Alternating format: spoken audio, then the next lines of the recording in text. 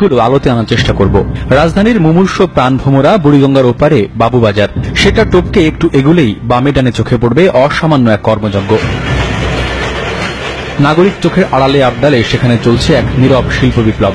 ৫৬,০০০ বর্গমাইলের এই দেশের মধ্যে এ যেন এক আরেক দেশ। বাঙালির আলস্য জীবনের ছবি এখানে অনুপস্থিত, চারদিকে অফুরান ব্যস্ততা, ফিরে তাকানোর ফুসটুকুও নেই যেন কারো।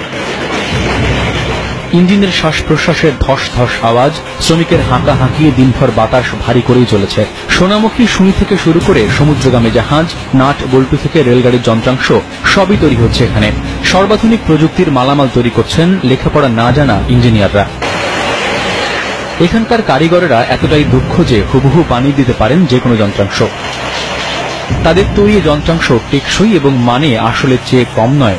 আর এগুলো তৈরিতে যে যন্ত্র বা মেশিন ব্যবহার করা হয় তাও নিজেরা বানিয়েছেন কারিগররা। এবার গ্রাফিক্স বন্দী মানচিত্রে মেড ইন জিঞ্জিরা সম্পর্কে একটা ধারণা দেওয়ার চেষ্টা করি।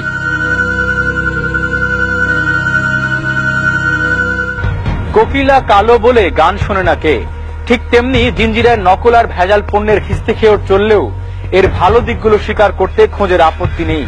তাই আপনাদের রং ফর্সা করার দায়িত্ব নেবার আগে জিঞ্জিরা আর একটু বিজ্ঞাপন করে নেওয়া যাক।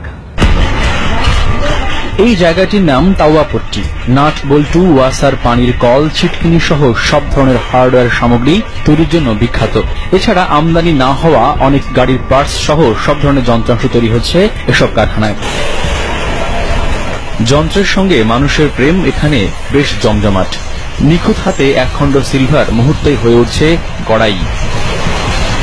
লোহা হচ্ছে পেরেক, তাও আবার 1 মিনিটে 140টি। সম অধিকার এখানে মানবতার ছাতা ধরে দাঁড়িয়ে আছে। নারী পুরুষের মিলিত শ্রমে চলছে সংসারের চাকা। তাতেই বছরে 10,000 কোটি টাকা আয় করা সম্ভব। তবে প্রতিকূলতা এখানেও আছে, সেসব নিয়ে অভিযোগেরও অন্ত নেই। নবাবে আমল থেকেই ব্যবসা বাণিজ্যের প্রাণ কেন্দ্র হিসাবে সুখ্যাতি আছে জিঞ্জিরার। তার কারণ উন্নত যোগাযোগ ব্যবস্থা।